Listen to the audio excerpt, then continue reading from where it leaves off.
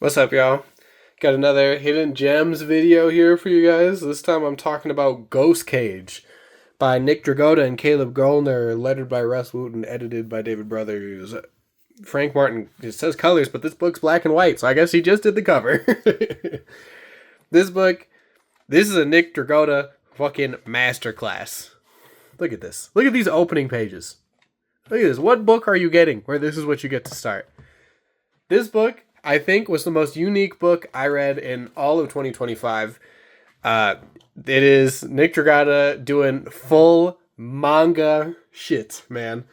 This shit feels very much like an anime from the 80s or like a retro video game.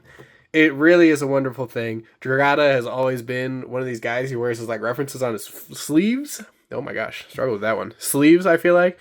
And this is really it coming to show. And it really is unique. It really is a one-of-a-kind thing. First off, he just goes flexing all the different textures and things that he can communicate with just black and white. So, and already, just visually so, like, interesting and stimulating, just looking at it. We get the intro from this guy. He is a hologram, I think is the word, right? He is a hologram that seems to be running this tower that gives the city power. I gave us a picture of it right here. He introduces us to the tower, has these different levels that are full of different, that use different, are different, how am I saying this? Different sources of energy. So one is like wind, one is nuclear, one is gas, one is water, one is coal, that he uses to bring power to the city. We have been told that power is taken out of the city and that he is creating this new guy to kind of out with the old, in with the new, become the new energy source for all of them. Look at this, dude. Look at the scale.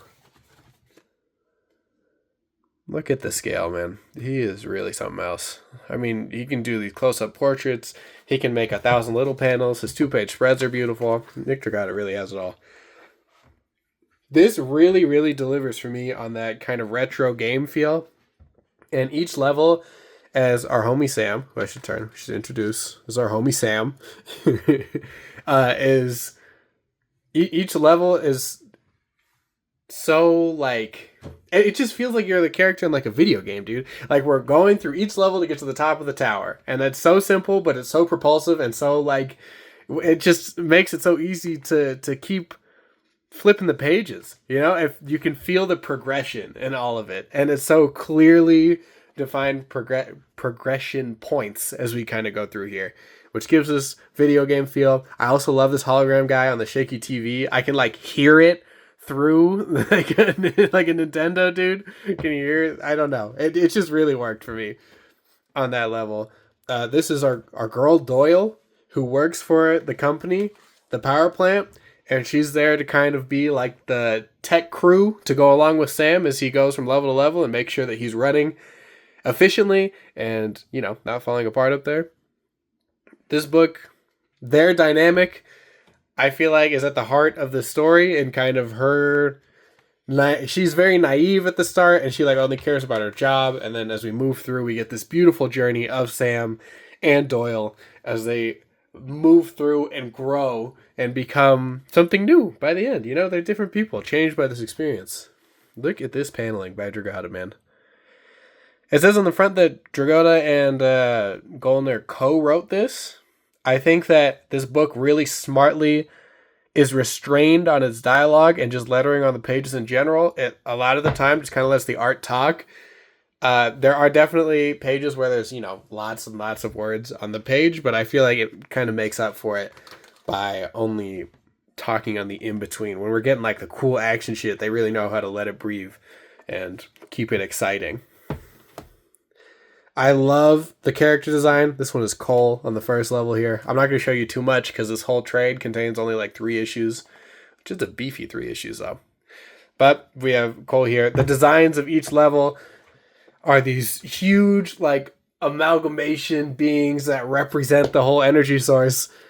It's such a unique idea, dude. What book do you know there are motherfuckers be fighting power sources? You know what I mean? We're fighting avatars of power, of like literal electricity, power, heat in your home, that shit.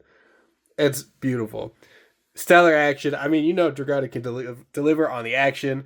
He can create these dense panel layouts with all of this motion, this kinetic energy that you can feel throughout. The reactions are big, the emotions are big. Every punch, you feel something when you see it land. Really, really something else.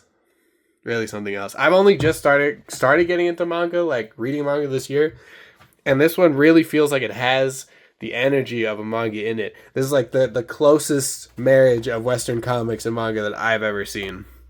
Because like manga never has this many panels like this. But it's really, really wonderful. I'm afraid to show you too much more, man. We're already kind of like through here. I can't keep showing you pages. I want to show you pages. I can't do it, guys. I don't know what to tell you. Really, really is incredible. I think that this, like, when I say the most unique, man, like the journey we go on here, I was feeling emotions as we're going from floor to floor over him fighting energy sources, over this weird robot one eyeball boy. I was feeling it, man. It has lots to say about, like, I don't know, like, I feel like it speaks to me and the feeling of like working yourself to death at some of these jobs, because Doyle is like chained to this fucking 9 to 5 and all of her meaning comes from her progress at work. It's interesting things about that. Each like level of each like power source has like an interesting thing to say where it talks like it has a point of view. You know what I mean? Like, what would water say if it had a point of view and the whole being used for hydroelectricity? That I found really interesting. It's taken like all very seriously, but never robs you of any fun or any excitement along the way. Like, I feel like this book, I started this by saying it's a hidden gem, bro, but this shit might be a banger masterpiece, bro. I don't know if it gets better.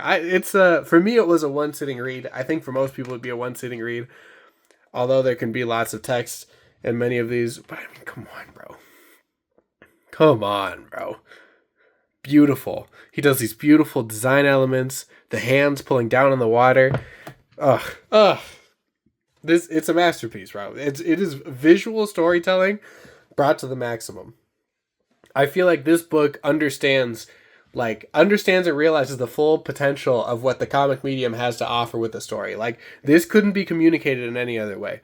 Like, maybe a video game could get it across. Like, maybe. But even then, like, the growth that we see through the characters and kind of the story within them is so, like, well written and like not even acted. Like, they're dynamic and them growing together. One character who doesn't speak, by the way. Like, I cared so much about him and like his choices and his responsibilities. It really is something else. I gotta stop showing y'all pages. I can't keep doing this. This book, I think, is a masterpiece. I think that it is willing to push the medium forward. It's willing to push the boundaries of comics in general. It's an interesting idea. There's not another book you're going to read that's like it, and that's why you have to get it. That's it. Boom. There you fucking go. If you made it this far in the video, if you could leave me a comment telling me some unique comic books that you've read, maybe. I'm always looking for new recommendations and new ways to burn my money. I appreciate you for watching the video this long. I will see you in the next one. Yo, before you go, I wanted to show you the comics that I make. This is The Gifts of the Zadik. It follows our main character, Ram, who has just been crowned the Zadik, also known as the Chosen One, in his small village, and given unreal powers. But as soon as he gets these powers, he is disillusioned by the role that his people wish him to play, and so he wants to go out and find how to become a hero out in the world. It'll fiddle sweet in the pot. He also finds that there's another